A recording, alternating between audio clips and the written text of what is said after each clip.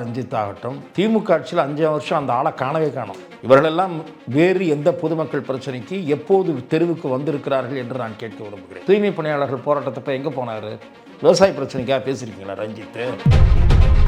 குறைந்த விலை நிறைந்த தரம், தங்கள் தேவைகள் அனைத்தும் ஒரே இடத்தில். ஜெயச்சந்திரன். நான் அந்த தடியடியை நியாயப்படுத்தவே இல்லை, கண்டனத்துக்குரியதுதான். ஆனால் தொடர்ந்து ஒரு பகுதி உண்மை மட்டும்தான் பொதுவெளியில் வருகிறது. போலீஸ் அதிகாரி தாக்கப்பட்டு மண்டை உடைந்து கட்டுப்பட்டிருக்கிறார். பெண் அதிகாரி தாக்கப்பட்டிருக்கிறார். அவர்களை பிசிக்கலி மேனண்டல் செய்திருக்கிறார்கள். பெண் மாணவிகள், அவர்களிடம் காவல்துறையினர் அத்துமீறி நடந்திருக்கிறார்கள். நான் இல்லை மறுக்கலை, அதெல்லாம் நடக்கலைன்னு சொல்ல போகிறேன்.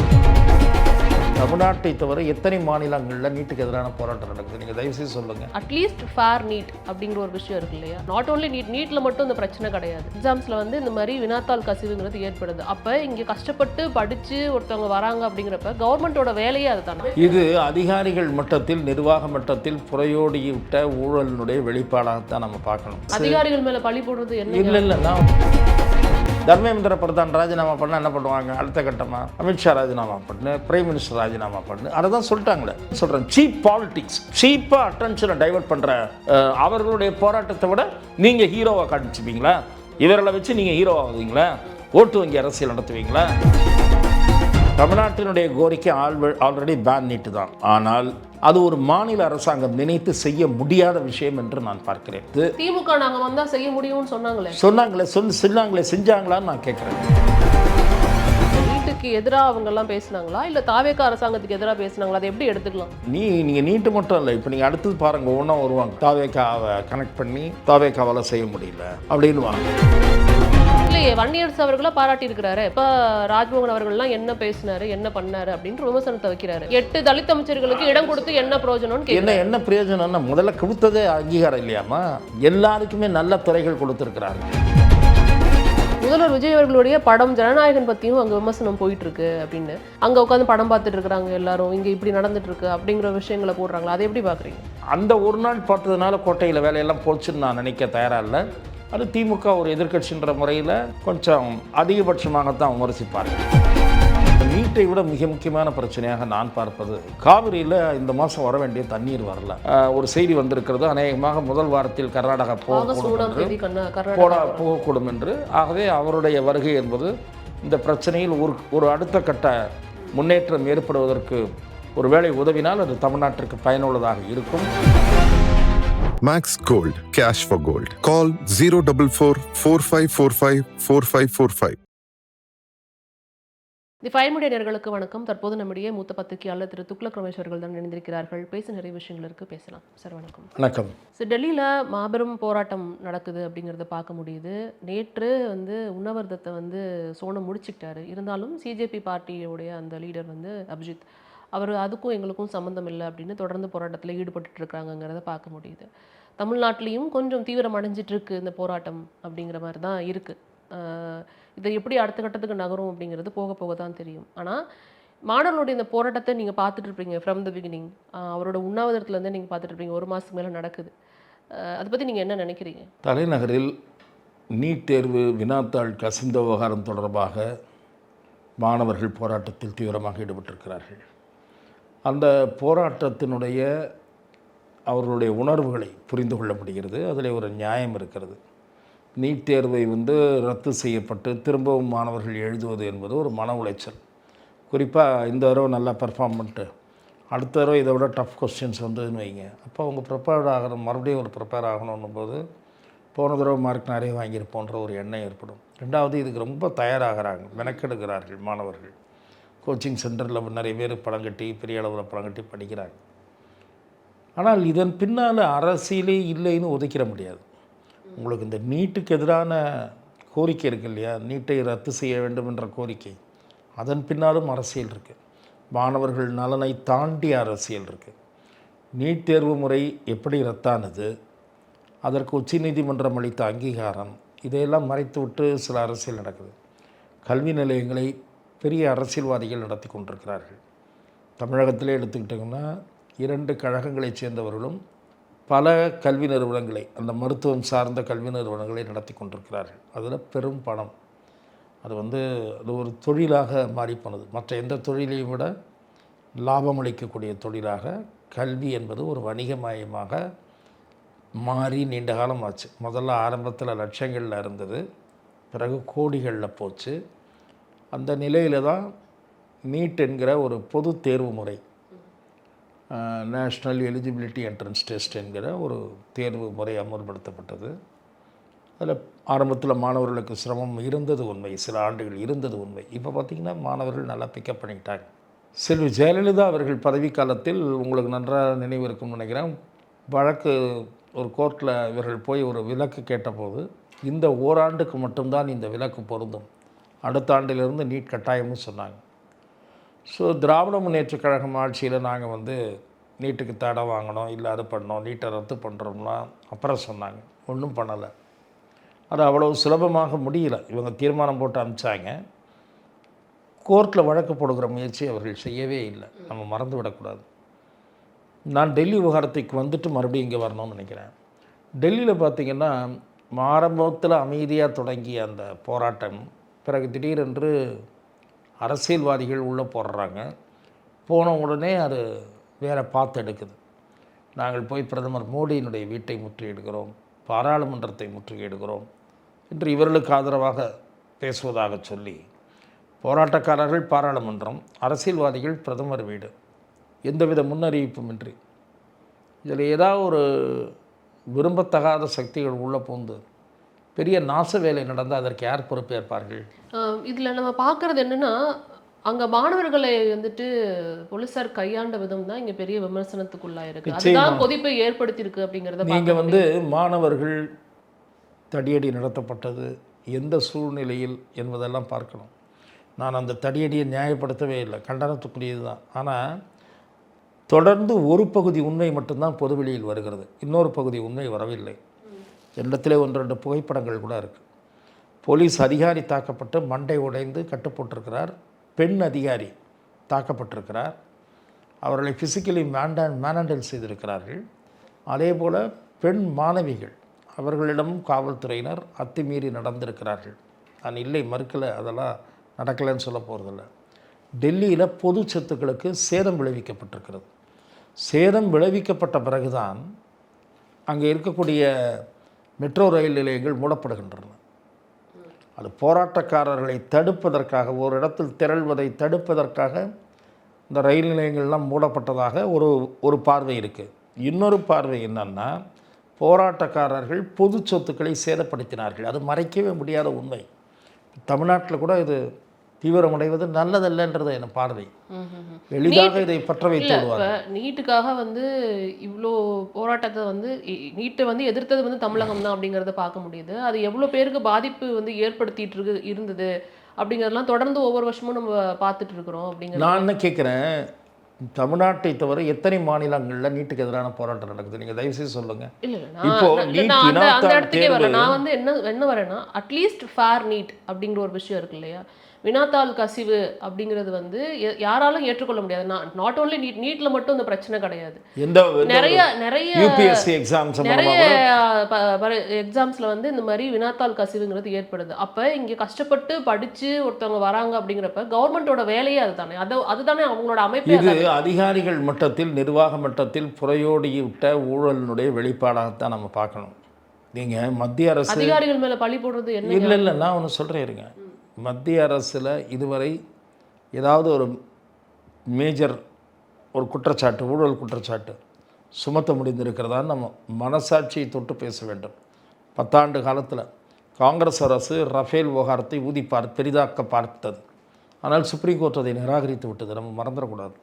ரஃபேல் விஷயத்தில் ஊழல் நடந்திருக்கு அப்படின்னாங்க. But there is no evidence. இவங்ககிட்ட எந்த ஆதாரமும் இல்லை அதை உறுதிப்படுத்துவதற்கு, அதை நிரூபிப்பதற்கு எந்த தரவுகளும் இல்லை. நீங்கள் வந்து கல்வி மந்திரி பொறுப்பேற்க வேண்டுமா அப்படின்னு கேட்டால் நிச்சயமாக கல்வித்துறை வந்து இதில் எந்த மட்டத்தில் தவறு நடந்திருக்குன்றதெல்லாம் நிச்சயமாக விசாரிக்கப்படணும். ஆனால் பிரதமர் ராஜினாமா செய்யணும், உள்துறை அமைச்சர் ராஜினாமா செய்யணும். எதுக்காக ராஜினாமா செய்யணும்? தேர்தலில் அவர்கள் வீழ்த்தப்பட முடியவில்லை உங்களுடைய கோபம் அல்லது உங்களுடைய தோல்வி, அதை மறைப்பதற்கு பிரதமர் ராஜினாமா செய்யணுமா? பிரதமர் இதற்காக ராஜினாமா செய்யணும். அது இருந்தது. ஒரு அப்பாலஜி ஒரு மக்கள் மத்தியில் வந்து நிச்சயமாக தர்மேந்திர பிரதான் அவர்கள் வந்து இந்த மாதிரி பேப்பர் லீக் ஆயிடுச்சு, நாங்கள் இமீடியட்டாக அதுக்கு அவங்க எக்ஸாம் வச்சாங்க, ரிசல்ட் வந்து இப்போ அடுத்தது கவுன்சிலிங் நடக்க போகுது, அது வந்துட்டு அடுத்த வேற ஒரு சர்க்கிள். ஆனால் இது மாதிரி பேப்பர் லீக் ஆயிடுச்சு, அதுக்கு ஒரு அக்கௌண்டபிலிட்டி யார் எடுத்துக்குவா? நிச்சயமாக அக்கௌண்டபிலிட்டி அரசாங்கம் தான் எடுத்துக்கணும். அதனால தான் மாண்புமிகு பாரத பிரதமர் அவர்கள் உறுதிமொழி கொடுக்குறார். மாண்புமிகு பாரத பிரதமர் மாணவர்கள்ட்ட என்ன உறுதிமொழி கொடுக்குறார்? சாதாரண முறையில் குற்றவாளிகள் மேலே இதெல்லாம் சொல்லலை. இதற்கு காரணமானவர்கள் மிக விரைவாக தண்டிக்கப்படுவதற்கு இதற்காகவே சிறப்பு நீதிமன்றம் அமைக்கப்படும் சொல்கிறார். எதிர்காலத்தில் இது போன்ற தவறுகள் நிகழாமல் இருப்பதற்கான வழிமுறைகள், அதற்கான ஒரு சிஸ்டம் உருவாக்கப்படும் என்று பாரத பிரதமர் சொல்லியிருக்கார். மாணவர்களுடைய இதர கோரிக்கைகள் சம்பந்தமாக சுகாதாரத்துறை அமைச்சர் பேச்சுவார்த்தை நடத்தலாம் வாருங்கள்னு அழைப்பு விடுக்கிறார். அப்படி அழைப்பு விடுக்கிற சுகாதாரத்துறை அமைச்சர் நீங்கள் இங்கேயும் பார்த்துருக்கீங்க, தலைமைச் செயலகத்தில் தான் பேச்சுவார்த்தை நடத்துவாங்க, இல்லை சம்மந்தப்பட்ட துறையினுடைய ஹெட் குவார்ட்டர்ஸில் பேச்சுவார்த்தை நடத்துவாங்க. சுகாதாரத்துறை செயலாளர் மாணவர்களிடம் பேச்சுவார்த்தை நடத்தியிருக்கிறார் இங்கே. ஆனால் அங்கே சுகாதாரத்துறை அமைச்சர், மத்திய அமைச்சர் பேச்சுவார்த்தை வாருங்கள்ங்கிறார். நீங்கள் கூப்பிட்ற இடத்துக்கு நாங்கள் வர முடியாது, ஜந்தர் மந்தர் போராட்ட பந்தலுக்கு நீங்கள் வாருங்கள் என்று கேட்பது இது என்ன மாதிரியான அணுகுமுறைன்றதை விடுங்க. அங்கே ஒரு விரும்பத்தகாத சம்பவம் நடைபெறுகிறது, மத்திய அமைச்சரை தாக்கி விடுகிறார்கள் என்று வைத்துக் கொள்ளுங்கள். அதன் பிறகு அதனுடைய டைமென்ஷன் என்னவாக மாறும்? அந்த பந்தலில் ஒருத்தர் கூட இருக்கக்கூடாதுன்ற முடிவுக்கு தான் மத்திய அரசு வரும். ஸோ ஏன்னா நீங்கள் வெறும் மாணவர்கள் மட்டும் இல்லை, நீங்கள் வன்முறையாளர்களும் ஊடுருவுகிறாங்க.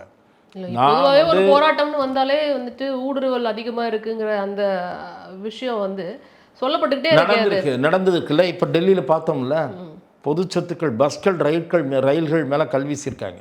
அதுவும் முக்கியமாக சமீபத்தில் நம்ம இந்தியாவினுடைய பெருமையாக வடிவமைக்கப்பட்ட ஒரு ரயில், அந்த ரயிலை போராட்டக்காரர்கள் கல்வீசி தாக்கியிருக்காங்க. ஆக எந்த ஒரு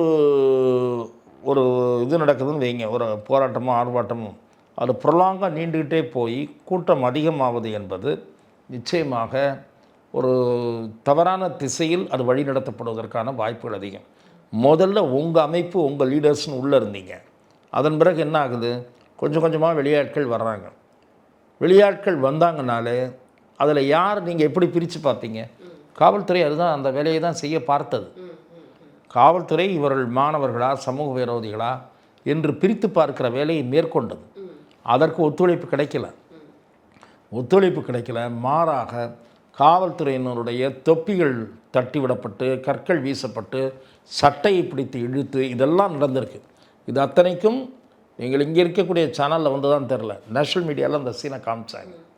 எதற்காக சொல்கிறேன் என்றால், போராட்ட வழிமுறை, அதனுடைய வடிவம் வேறு மாதிரி மாறுகிற போது நிச்சயமாக அரசாங்கம் ஒரு கட்டம் வரை தான் பொறுமையாக பேச முடியும்.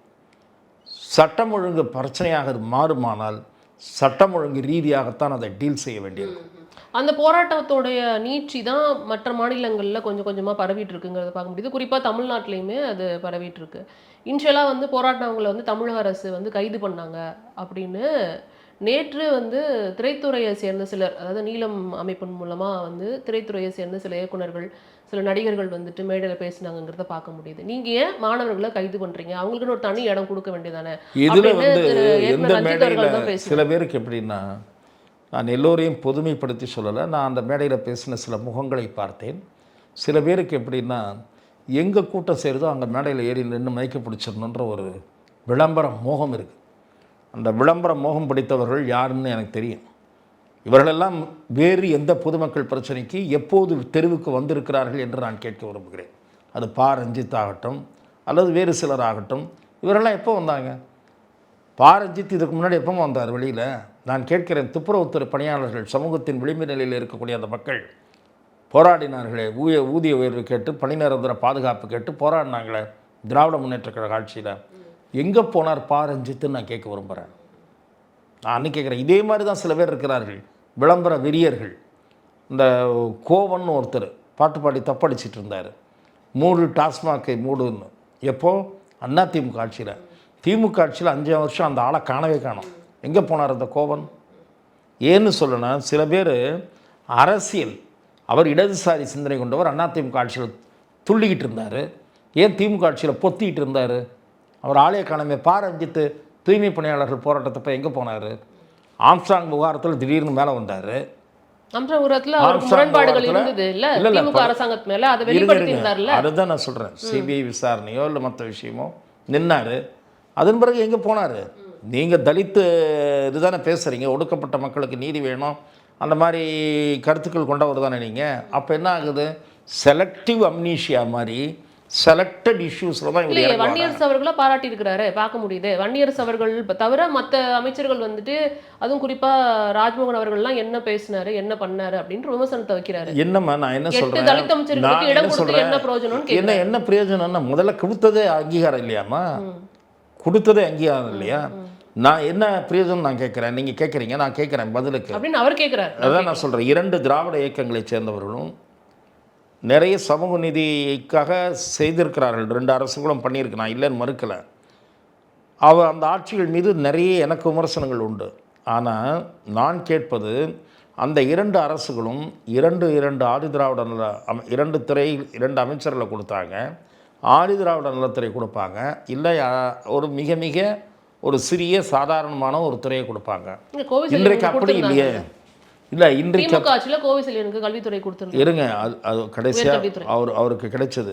ஆனால் இன்றைக்கு அப்படி இல்லை, எல்லாருக்குமே நல்ல துறைகள் கொடுத்துருக்கிறார்கள். நீங்கள் பட்டியலினத்தை சேர்ந்தவர்களாகட்டும், அருந்ததிய சமூகத்தை சேர்ந்தவர்களுக்கும் பதவி கொடுக்கப்பட்டிருக்கு, எல்லாருக்குமே நல்ல இலாக்காக்கள். அதே மாதிரி தான் உயர்கல்வித்துறை இந்த ஆட்சியிலும் காங்கிரஸ் அமைச்சருக்கு தரப்பட்டிருக்கு. அதே மாதிரி முன்னாள் சபாநாயகருடைய மகன் லோகேஷ் அவருக்கு 2 முக்கியமான துறைகள் கொடுக்கப்பட்டிருக்கு. இதெல்லாம் சாதாரணமான துறைகள் அல்ல. அதே மாதிரி இன்னொரு 2-3 பேருக்கு நல்ல இலாக்காக்கள். ஆகவே அந்த இலாக்காக்கள் மூலம் அவர்கள் பாடுபடுவதற்கு ஒரு வாய்ப்பு கிடைச்சிருக்கு. இவர் என்ன மற்றவங்களாம் என்னமோ டம்மி, வன்னி அரசு மட்டும்தான் நல்லா இது மாதிரி பேசுகிறீங்க. வன்னி அரசு முதல்ல செஞ்சதே தப்புன்னு சொல்லி இப்போ விமர்சனம் கிளம்பியிருக்கு. சமூக நீதித்துறைன்னு மாற்றினார். எப்படி மாற்றினதுக்கு அவர் வரவேற்பு தெரிவிச்சிருக்காரு. யார்? வன்னி அரசு. அவர்களுடைய தலைவர் எதிர்ப்பு தெரிவிச்சிருக்காரு, திருமாவளவன் எதிர்ப்பு தெரிவிச்சிருக்காரு. அது ஆதி திராவிடர் நலத்துறைன்னு தான் இருக்கணும், ஆதி திராவிடர் என்ற பெயரை மாற்றக்கூடாது என்று அவர் சொல்கிறாரு. இது குறித்த ரஞ்சித்தினுடைய பார்வை என்ன சொல்லணும்ல? ரஞ்சித் இது இல்லாமல் பல விஷயங்களாக பேசினவரே கிடையாது. திடீர்னு இப்போ சீனில் வந்துட்டார். இப்போ நான் என்ன சொல்கிறேன், தமிழ்நாட்டில் நீட் தேவையா இல்லையான்னு அகில இந்திய அளவில் விவாதம் கேட்குறாருல. நீங்கள் ஏன் போராட்டம் பண்ணுற மாணவர்களை கைது பண்ணீங்க? கைது பண்ணுறது இல்லைம்மா, அது அவங்கள கைது பண்ணி ரிமாண்டாக பண்ண போகிறாங்க, அப்புறப்படுத்துவார்கள். நீங்கள் சட்டம் ஒழுங்கு பிரச்சனை உருவாகி விடக்கூடாது. இடம் கொடுங்க போராடுறதுக்குன்னு கேட்குறாரு. போராடுறதுக்குன்னு தமிழ்நாட்டில் இது சென்னையில் இடம் கொடுத்துருக்காங்கம்மா. நீங்கள் ஒரு அமைதியான முறையில் உண்ணாவிரதத்து சாயந்தரம் வரைக்கும் ஆர்ப்பாட்டம் நடத்திட்டு போகிறதுக்கு வள்ளுவர் கோட்டை இருக்குது, சேப்பாக்கத்தில் அந்த எழிலகத்துக்கிட்ட இருக்கக்கூடிய அந்த பகுதி இருக்குது, இதெல்லாம் இருக்குது. நான் எங்கே வேணால் போராடுவேன், ஊர்வலமாக கிளம்பி கோட்டைக்கு போவேன், முற்றுகையிடுவேன். இப்படின்னா தான் அனுமதிக்க மாட்டாங்க. It will create a chaos. அந்த மாதிரி போகும்போது என்னாகும்னா, ஒரு 20 பேர் போனாங்கன்னா போதுமா, ஒரு 1000 பேர் இருக்கிற கும்பலில் ஒரு 20 பேர் நீங்கள் ஐடென்டிஃபை பண்ண முடியாத அன்வான்ட் எலிமெண்ட்ஸ் ஒரு 20 பேர் புந்துட்டாங்கன்னா பெரிய பிரச்சனைகளை உருவாக்க முடியும். இந்த 20 பேர் பெரிய பிரச்சனைகளை உருவாக்கி துப்பாக்கி சூட்டில் முடிகிற அளவுக்கு செய்ய முடியும். இது சென்னை மாநகரத்திலே நான் பார்த்துருக்கேன். சில சம்பவங்கள் சிலருக்கு மறந்து விடுகின்றன. நீங்கள் ஸ்டெர்லைட்டுக்கு எதிரான போராட்டத்தில் என்ன நடந்தது, உங்களுக்கு பல விஷயங்களை டீப்பாக பேச முடியும். அது அமைதியாக போனவங்க மேலே தான் துப்பாக்கி சூடு நடத்தப்பட்டதா, அந்த கூட்டத்தில் யாரும் எந்த எதுவும் ஈடுபடலையா, இப்படிப்பட்ட கேள்விகள் அப்போதும் எழுந்திருக்கின்றன. நான் எதற்காக சொல்கிறேன் என்றால், போராட்டங்களை, அதுவும் தொடர் போராட்டங்களை, தொடர் உண்ணாவிரதம் போன்ற விஷயங்களை முன்னெடுக்கிறவர்கள் தங்கள் எல்லைக்குள் பிறர் ஊடுருவாதபடி கவனமாக இருக்க வேண்டியது அவசியம். அந்த கவனம் சில நேரங்களில் முழுமையாக காப்பாற்றப்பட முடியாது. அதை உணர்ந்து கொண்டு செயல்பட வேண்டும். அவங்க தரப்புல இரண்டாவது நான் என்ன கேட்கிறேன், நான் வந்துடுறேன். ரஞ்சித் நீட்டுக்கு எதிராக இருக்காரு, இல்லை இந்த பேசினவங்க இருக்காங்கன்னு வச்சுங்க. இவர்களுடைய இதற்கு முன்னாடிய பங்களிப்பு என்ன பண்ணீங்க? நான் என்ன கேட்குறேன், இப்போது அறப்போர் இயக்கம் இருக்குன்னு வச்சுங்க, அவர்களுக்கு எந்த ஒரு விஷயத்தையும் எழுப்புவதற்கு தார்மீக தகுதி இருக்கிறது. என்னன்னு கேட்குறேங்க, நான் கரப்டுன்றது அவங்களுடைய மையமான ஒரு புள்ளியாக இருக்குன்னு வச்சுங்க. அதே மாதிரி பொது மேடைக்கான அந்த கஜேந்திரன் அவர் இருக்கார்.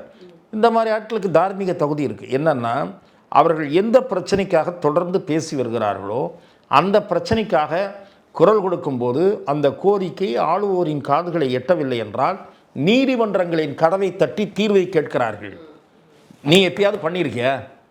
உனக்கு சினிமா ஓடணுன்ற யார் எந்த செக்ஷன் பிடிச்சா சினிமா ஓடுமோ அதுக்காக பண்ணுறீங்களோன்ற சந்தேகம் தான் எங்களுக்கு. அவர் படம் எதுவும் இப்போ ரிலீஸ் ஆக போகிறது ரிலீஸ் ஆகலை. ஆனால் நீட்டுக்கு எதிரான போராட்டம் தான் அவங்க இது பண்ணாங்க. அதுதான் நான் என்ன சொல்கிறேன், அந்த ஆடியன்ஸை உங்கள் பக்கம் உங்கள் கவனத்தை அவங்க பக்கம் திருப்புறதுக்கு தான் உங்களுடைய நோக்கமாக இருக்கும் என்று நான் நினைக்கிறேன்.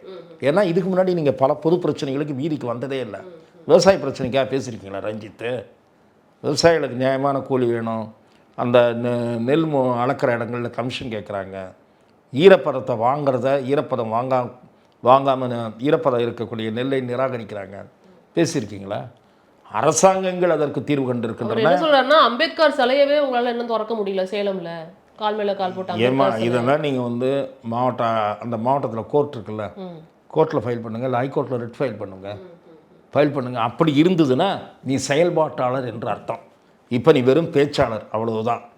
நீ செயல்பாட்டாளராகவும் இருக்கணும். You must be an activist. Continuous voice இருக்கணும். இதெல்லாம் பண்றதுக்கு தானே கவர்மெண்ட். இப்போ கவர்மெண்ட்டுக்கு அமைப்பு அப்புறம் எதுக்கு இதெல்லாம் பண்றதுக்கு தான்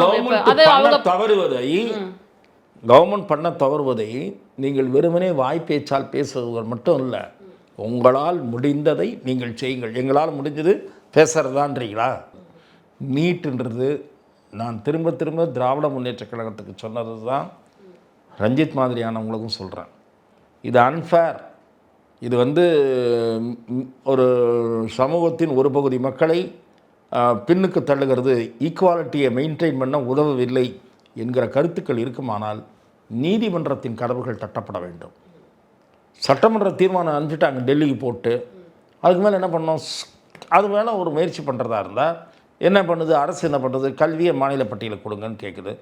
அதோட நீட்டு முடிஞ்சிருமா, நீட்டு வந்துடுமானா வராது, நீட்டு ரத்தாயிடுமானா ரத்தாகாது. அப்போ என்ன பண்ணணும்? The government should file a case or any education, அதில் கன்சர்ன் பீப்புள் போடலாம், ஸ்டூடெண்ட் போடலாம், ஸ்டூடெண்ட் ஆர்கனைசேஷன்ஸ் போடலாம். இதெல்லாம் உருப்படியான வழிமுறை. நாங்கள் பார்லிமெண்ட்டை செயல்பட விட மாட்டோம்னு அங்கே போய் இவங்க ரகலை பண்ணுறது, இவங்களுக்கு அது ஒரு டூல். ஜந்தர் மந்தரில் போராட்டம் நடக்குது, நாங்கள் பார்லிமெண்ட்டில் ஸ்தம்பிக்க வைப்போம். சரி, பார்லிமெண்ட்டில் டிபேட் எடுக்கிறோம், டிபேட் எங்களுக்கு வேணாம். அப்போ என்ன பண்ணணும்? நீங்கள் அந்த போராட்டத்தை கண்டினியூ பண்ணணும். என்னென்னா ராஜினாமா பண்ணு, தர்மேந்திர பிரதான் ராஜினாமா பண்ணு. தர்மேந்திர பிரதான் ராஜினாமா பண்ணால் என்ன பண்ணுவாங்க? அடுத்த கட்டமாக அமித்ஷா ராஜினாமா பண்ணு, பிரைம் மினிஸ்டர் ராஜினாமா பண்ணு. அதை தான் சொல்லிட்டாங்களே சப்சிக்வெண்ட்டாக. பிரைம் மினிஸ்டர் வீட்டுக்கு எதுக்குமா போகிறாங்க நான் கேட்குறேன். என்னன்னு சொல்கிறேன், சீப் பாலிட்டிக்ஸ், சீப்பாக அட்டென்ஷனை டைவெர்ட் பண்ணுற அவர்களுடைய போராட்டத்தை விட நீங்கள் ஹீரோவாக காமிச்சுப்பீங்களா? இவர்களை வச்சு நீங்கள் ஹீரோவாகுவீங்களா? ஓட்டு வங்கி அரசியல் நடத்துவீங்களா? ராகுல் காந்தியை தான் சொல்கிறேன். ஏன்னா எலெக்ஷனில் you are defeated not once thrice. இப்போ என்ன பண்ணுறீங்க? எந்த செக்ஷன் தான் கிடைக்கும் அப்படின்னு பார்த்து அந்த செக்ஷனை. இதுக்கு முன்னாடி விவசாயிகள் டெல்லியை நோக்கி பேரணியாக வந்தாங்க. பஞ்சாப்லேருந்து புறப்பட்டு அங்கேருந்து வந்தாங்க, சண்டிகர்லேருந்து லாரியெலாம் எடுத்து டிராக்டர்லாம் எடுத்துகிட்டு வந்துருக்கு. அதில் கவர்மெண்ட் உட்காந்து டாக்ஸ் நடத்தி நீண்ட பேச்சுவார்த்தைகள் நடத்தி அதுக்கு ஒரு சொல்யூஷன், என்னென்ன எதை கோரிக்கை ஏற்றுக்க முடியும், என்னென்ன கோரிக்கை ஏற்றுக்க முடியாதுன்னு முடிச்சிட்டாங்க. உடனே இவங்களுக்கு சப்புன்னு ஆகி போச்சு. இது கிடச்சோன்னே இதை கையில் கொடுத்துக்கிறாங்க. இதே அணுகுமுறை தான் தமிழ்நாட்டிலும் கடைபிடிக்கப்படுகிறது. ஆனால் நேற்று அவங்க பேசுனது கரெக்டாக நீங்கள் எப்படி பார்க்குறீங்க? நீட்டுக்கு எதிராக அவங்கெல்லாம் பேசினாங்களா, இல்லை தாவேக்கா அரசாங்கத்துக்கு எதிராக பேசினாங்களா? அதை எப்படி எடுத்துக்கலாம்? இல்லை, இரண்டு விதமாகவும் அவர்கள் செயல்பட்டார்கள் தான் பார்க்கணும். நீட்டை வந்து நீங்கள் நீட்டு மட்டும் இல்லை, இப்போ நீங்கள் அடுத்தது பாருங்கள், ஒவ்வொன்றா வருவாங்க. தாவேக்காவை கனெக்ட் பண்ணி தாவேக்காவால் செய்ய முடியல அப்படின்வாங்க. தாவேக்கா அரசுக்கும் சேர்த்து தான் நான் சொல்லுகிறேன், இந்த எதிர்ப்புகள் போராட்டங்கள் இது வந்து உங்களை இன்ஃப்ளூயன்ஸ் பண்ணக்கூடாது. இதற்கு ஒரு தீர்வு காணுவதற்கு ஆக்கப்பூர்வமான வழிகள் என்ன இருக்கின்றனன்னு பார்க்கணும். ரெமெடி சீக்கிங் பிளேஸ் என்ன? சென்ட்ரல் கவர்மெண்ட் ஒரு place. Central government all India லெவலில் இருக்க விலக்கு கொடுக்க முன் வருமான்ற சந்தேகம் இருக்குது. அப்போது there is only place for seeking remedy is court. So take it the matter to the before the honourable supreme court. இதுதான் தீர்வு நான் பார்க்குறேன். பாலநிலமில் வந்து நடக்கிற அந்த போராட்டம், அதாவது சிபி அலுவலகத்தில் நடக்கிற அந்த போராட்டத்தில் வந்து திமுகவை சேர்ந்தவர்களும் வந்து கலந்துக்கிறாங்க, விசிகாவை சேர்ந்தவர்களும் வந்து கலந்துக்கிட்டு நீட்டுக்கு எதிர்ப்பாக பேசுகிறாங்கங்கிற ஒரு பக்கம் இருந்தாலும் சமூக வலைதளங்களில் நம்ம பார்க்க முடியுது முதல்வர் விஜய் அவர்களுடைய படம் ஜனநாயகன் பற்றியும் அங்கே விமர்சனம் போயிட்டுருக்கு அப்படின்னு. நேற்று நடந்த அந்த ட்வீட்லாம் பார்த்தீங்கன்னா, கனிமொழி அவர்களோட ட்வீட்டாக இருக்கட்டும், இல்லை வந்து உதயநிதி அவர்களோட ட்வீட்டாக இருக்கட்டும், எல்லாமே வந்து ஜனநாயகனை கம்பேர் பண்ணி அங்கே உட்காந்து படம் பார்த்துட்டு இருக்கிறாங்க எல்லாரும், இங்கே இப்படி நடந்துட்டு இருக்கு அப்படிங்கிற விஷயங்களை போடுறாங்களா, அதை எப்படி பார்க்குறீங்க? அந்த ஒரு நாள் பார்த்ததுனால கோட்டையில் வேலையெல்லாம் போச்சுன்னு நான் நினைக்க தயாராக இல்லை. அது திமுக ஒரு எதிர்க்கட்சின்ற முறையில் கொஞ்சம் அதிகபட்சமாகத்தான் விமர்சிப்பார்கள். அதாவது அவருடைய விமர்சனம் அவுட் ஆஃப் ப்ரொபோர்ஷனாக தான் இருக்கும். டெல்லி விஷயம், டெல்லிக்காக படம் பார்க்கக்கூடாதுன்னு சொல்ல மாட்டேன். இங்கே பட்ஜெட் வரப்போகுது, 8ஆம் தேதி பட்ஜெட் வரப்போகுது. ஸோ பட்ஜெட் சம்மந்தமான சீரியஸ் டிஸ்கஷனில் மாண்புமிகு முதலமைச்சர் அவர்கள் டெய்லி ஈடுபட்டுருக்கிறார். துறை வாரியாக ஆலோசனை செய்து கொண்டிருக்கிறார். ஆனால் எனக்கு என்ன, நீட்டை விட மிக முக்கியமான பிரச்சனையாக நான் பார்ப்பது, காவிரியில் இந்த மாதம் வர வேண்டிய தண்ணீர் வரல, இந்த மாதம் வர வேண்டிய ஷேர் வரல. அந்த காவிரி மேலாண்மை ஆணையம் அவர்கள் சொன்ன இதை வந்து கர்நாடக அரசு பின்பற்ற மறுக்கிறது. இது ஒரு issue which is affecting the farmers in Tamil Nadu. Another issue, மேகதாதுவின் குறுக்கே அணை கட்டுவதில் கர்நாடக அரசு உறுதியாக இருக்கிறது. ஆனால் மாண்புமிகு முதலமைச்சர் அவர்கள் புஷி ஆனந்த் அவர்களை இந்த இலாக்கா வேலையை கொஞ்சம் அதிகமாக பார்க்க சொல்லி அறிவுரை கூற வேண்டும் என்பது என்னுடைய விருப்பம். இன்றைய தினம் முதலமைச்சர் அவர்கள் ஒரு செய்தி வந்திருக்கிறது, அநேகமாக முதல் வாரத்தில் கர்நாடகா போகக்கூடும் என்று. ஆகவே அவருடைய வருகை என்பது இந்த பிரச்சனையில் ஒரு அடுத்த கட்ட முன்னேற்றம் ஏற்படுவதற்கு ஒரு வேளை உதவினால் அது தமிழ்நாட்டிற்கு பயனுள்ளதாக இருக்கும். கம்மிங் டு பாலநிலம்ல நடக்கிற அந்த போராட்டம், அதை பற்றி நீங்கள் என்ன நினைக்கிறீங்க? தமிழ்நாட்டில் இந்த போராட்டம் சரியான பாதையில் போயிட்டு இருக்கு நீங்கள் நினைக்கிறீங்களா? தமிழ்நாட்டில் இதுவரை அது வரம்பு கடந்து போகவில்லை. வரம்பு கடந்து போகுமானால் சட்டம் அதன் கடமையை செய்ய வேண்டும். இது வந்து தனியார்கள் இந்த மாதிரி இவர்களெல்லாம் எடுத்துக்கொள்ள வேண்டிய பிரச்சனை இல்லை. இப்போ இது மாணவர்கள் பேன் நீட்டுங்கிற போராட்டம் இங்கே நடக்குது, அங்கே வந்து ஃபேர் நீட்டுங்கிற போராட்டம் நடக்குது அப்படிங்கிற விமர்சனம் இருக்கு இல்லையா? இப்போ தமிழ்நாட்டோட கோரிக்கை ஆல்ரெடி பேன் நீட்டு தான். தமிழ்நாட்டினுடைய கோரிக்கை ஆல்ரெடி பேன் நீட்டு தான். ஆனால் அது ஒரு மாநில அரசாங்கம் நினைத்து செய்ய முடியாத விஷயம் என்று நான் பார்க்கிறேன். தாவேக அரசு முடிவெடுத்து திமுக நாங்க வந்தா செய்ய முடியும்னு சொன்னாங்களே, செஞ்சாங்களான்னு நான் கேட்குறேன். அதனுடைய ரகசியமே எனக்கு தெரியும் என்று முன்னாள் துணை முதலமைச்சர் சொன்னார்.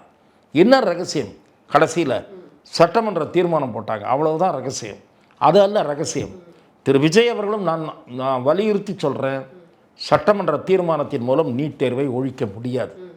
நீட் தேர்வை ஒழிப்பதற்கு அகில இந்திய அளவில் ஒருமித்த கருத்து நாடாளுமன்றத்தில் வலியுறுத்துவது, நாடாளுமன்றத்தில் இவருக்கு கூட்டணியில் காங்கிரஸ் கட்சி இருக்குது, அதன் மூலமாக வலியுறுத்துவது, காங்கிரஸ் கட்சியில் தான் அது கொண்டு வரப்பட்டது.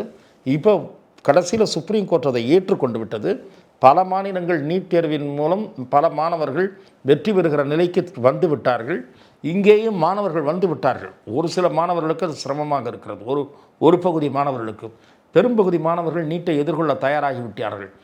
இதையும் தாண்டி நீட் இருக்கக்கூடாது என்று நினைத்தால் நீங்கள் முறையிட வேண்டிய இடம் சுப்ரீம் கோர்ட், ரோடு அல்ல. கோர்ட்டுக்கு போனால் தான் வந்துட்டு இப்போ நீட்டை வந்து பேன் பண்ண முடியும். அப்படித்தான் நான் நினைக்கிறேன். அதில் தான் ஒரு பெட்டிஷன் போடுறோம். இல்லை நீட்டுன்ற அந்த எலிஜிபிலிட்டி டெஸ்ட்டையே அபாலிஷ் பண்ணுற டிசிஷனை சென்ட்ரல் கவர்மெண்ட் எடுக்கணும். சென்ட்ரல் கவர்மெண்ட் இப்போ வந்து நீட் வந்து இது சென்ட்ரல் கவர்மெண்ட் வந்து அப்படி ஒரு முடிவை நோக்கி நகராதா? எனக்கு தெரிந்து சென்ட்ரல் கவர்மெண்ட் அபாலிஷனுக்கு நகராது. வினாத்தாளை வந்து ஒரு இராணுவ ரகசியம் மாதிரி அதை எங்கேயும் கசியாமல் பாதுகாக்க வேண்டிய மிக கடுமையான விதிமுறைகள், கடுமையான நடவடிக்கைகளை மேற்கொள்வதற்குத்தான் முற்படும். நீட்டை அபாலிஷ் பண்ண வேண்டும் என்பது அந்த வடபுலத்து கோரிக்கையோ கர்நாடகாவில் இருக்கிற கோரிக்கையோ அல்ல. இந்த பேப்பர் லீக்கு தான் இன்றைக்கி பெரிய இஷ்யூ ஆகிருக்கு. ஆகவே அது குறித்து தான் மத்திய அரசு சிந்திக்கும் என்று நான் நினைக்கிறேன். அப்போ வந்து நீட் பேனுக்கான ஒரு விஷயம், நீட் பேனுக்கான ஸ்கோப் மிக குறைவு என்று. தமிழ்நாட்டில் நடக்கிற போராட்டம் அப்போ தமிழ்நாட்டில் நீட்டை வைத்துக்கொண்டு அரசியல் நடக்கிறது, அவ்வளோதான் நான் பார்க்குறேன். நீட்டை வச்சுட்டு அரசியல் பண்ணுறீங்க. நான் என்ன கேட்குறேன், தமிழ்நாட்டில் நீட்டை எதிர்த்து எத்தனை ஸ்டூடெண்ட்ஸ் ரோடுக்கு வந்துட்டாங்க? நீட்டு தேர்வு எழுதி கொஞ்சம் வெற்றி பெற முடியாத அளவுக்கு கொஞ்சம் கிட்டத்தட்ட மார்க் வாங்கி அந்த மாதிரி மாணவர்கள் இந்த நீட்டை எங்களுக்கு கஷ்டமாக இருக்குது அப்படின்னு அந்த மெடிக்கலுக்கு அட்டம் பண்ணுகிற மாணவர்கள் மாண்புமிகு மத்திய கல்வி அமைச்சரிடம் முறையிடலாம், பிரதமர் வரும்போது சொல்லலாம், தமிழக முதலமைச்சர் வழியாக இந்த முறையீட்டை கொண்டு செல்லலாம். இல்லை அதுதானே தொடர்ந்து தமிழகம் பண்ணிட்டு இருக்கு. இல்லை அதுதான் நான் சொல்கிறேன். அதைத்தான் ஏற்றுக்கொள்ள முடியும். மாணவர்கள் என்ற பெயரில் கூத்தடிக்கிறார்கள் அல்லவா? ரோட்டில் இறங்கி ஒரு கொட்டாயை போட்டுட்டு ஒரு வாரம் உட்காடுறது, ஒவ்வொருத்தராக மாறி மாறி மைக் பிடிக்கிறது, இவர்கள் பேச்சு வன்முறைக்கோ அல்லது வேறு மாதிரியான ஆன்டி சோஷியல் ஆக்டிவிட்டீஸுக்கோ வழிவகுக்கும். அரசியல் அதன் பின்னால் இருக்கும். அதாவது போராட்டம் வந்து எந்த வடிவில் வேணா இருக்கலாம், ஆனால் அவங்களோட கோரிக்கையும் அவங்களுடைய அந்த சிந்தனையும் வந்துட்டு பேன் நீட் டு ஃபேர் நீட்டுங்கிற விஷயம் தான். அவங்க எந்த விதத்தில் எடுத்துக்கிட்டானா அது கண்டிப்பாக வன்முறை வன்முறையா போகக்கூடாதுங்கிறது தான் இங்கே எல்லாரோடைய. நான் என்ன கேட்குறேன், திரும்ப திரும்ப நான் ஆடுறதையும் பாடுறதையும் நம்ம எப்படி வந்து இல்லை அது என்ன சமூகம், உங்களுக்கு சமூக ஒழுக்கமா? நான் என்ன சொல்கிறேன்னா, உருப்படியான விஷயம் என்னம்மா, ஒரு அசோசியேஷனோ ஒரு அமைப்போ இல்லை ஒரு 10 பேர் சேர்ந்தோ சுப்ரீம் கோர்ட்டில் ஒரு லாயரை என்கரேஜ் பண்ணுங்க, கேஸ் போடுங்க. நீட் வந்து போட்டித்திறனை வளர்க்கவில்லை, மாணவர்களை சோர்வடைய செய்கிறது, ஒரு பகுதி மாணவர்களுக்கு அது நியாயம் சேர்ப்பதாக அந்த தேர்வு அமையவில்லை. நம்ம மத்திய அரசு இப்படி நம்ம சொல்கிறதெல்லாம் செவி சாய்க்காது, நம்ம நீதிமன்றத்துக்கு தான் போகணும். இல்லை, நான் அப்படி சொல்லலை. Central government taken a policy which was approved by the court. Then 2 இடம்தான் இருக்குது, ஒன்று கோர்ட்டு, இன்னொன்று பார்லிமெண்ட்டு. நான் என்ன சொல்கிறேன், ராகுல் காந்தி நாங்கள் வந்தோம்னா நீட்டை ஒழிக்கிறதுக்கு உதவுவோம்னு சொன்னதாக திமுக சொல்லுது. நான் என்ன கேட்குறேன், லெட் த மூவ்மெண்ட் மோஷன் இந்த பார்லிமெண்ட்டு. அப்போ பிஜேபியும் அதனுடைய நிலை தெரிஞ்சிடும்ல. பிஜேபி நீட்டுக்கு எதிராக இருக்குன்னா அது தெரிஞ்சிடும்ல பார்லிமெண்ட்டில். நீங்கள் பார்லிமெண்ட்டே நடத்த விட மாட்டேன்றீங்க, இந்த டிஸ்கஷனை பார்லிமெண்ட்டில் வைக்க மாட்டேன்றீங்க. அப்போ என்ன அர்த்தம், வெறும் பாலிடிக்ஸ் தான் உங்கள் நோக்கம்ன்றது தான் தெரியுது. ஓகே. ஸோ இது எப்படி அடுத்த கட்டத்தை நோக்கி நகருது அப்படின்னு பார்க்கலாம் சார். ஏன்னா நிறைய சம்பவங்கள் மாறி மாறி நடந்துட்டு இருக்கு. ஸோ அங்கேயும் இங்கேயும் போராட்டம் தீவிரமடைஞ்சிட்டு இருக்கு மறுபடியும் அப்படிங்கிறதான் பார்க்க முடியுது. எந்த ஒரு கோரிக்கையும் அதனுடைய உரிய ஃபோரமில் அட்ரஸ் பண்ணப்படணும். ஸ்ட்ரீட்ஸில் தீர்வு காணப்பட முடியாது, தெருக்களில் தீர்வு கிடைக்காது. பாராளுமன்றம்ன்ற அமைப்பு இருக்குது, கோர்ட்டுன்ற ஒரு அமைப்பு இருக்குது. இன்றைக்கி கோர்ட் வேதனை தெரிவிக்கிறது, ஆளாளுக்கு ஒரு பெட்டிஷன் போடுறாங்க. அப்படி இருக்கக்கூடாது. நான் என்ன சொல்கிறேன், குறிப்பாக மாணவ சமுதாயம் அரசியல் இதன் உள்ளே புகாமல் கவனமாக இருக்க வேண்டும். அதே போல் சமூக விரோதிகள் இத்தகைய போராட்டங்கள் நுழைந்து விட்டால் அந்த பழியை மாணவர்கள் சுமக்க வேண்டியிருக்கும். இதுதான் என்னுடைய பார்வை. நிச்சயமா சார். ஸோ அடுத்த கட்டம் எப்படி நகருதுன்னு பார்க்கலாம். உங்கள் நேரத்திற்கு ரொம்ப நன்றி. Thank you sir. வாய்ப்புக்கு நன்றி. Max Gold, cash for gold. Call 044-4545-4545. குறைந்த விலை நிறைந்த தரம், தங்கள் தேவைகள் அனைத்தும் ஒரே இடத்தில். ஜெயச்சந்திரன்.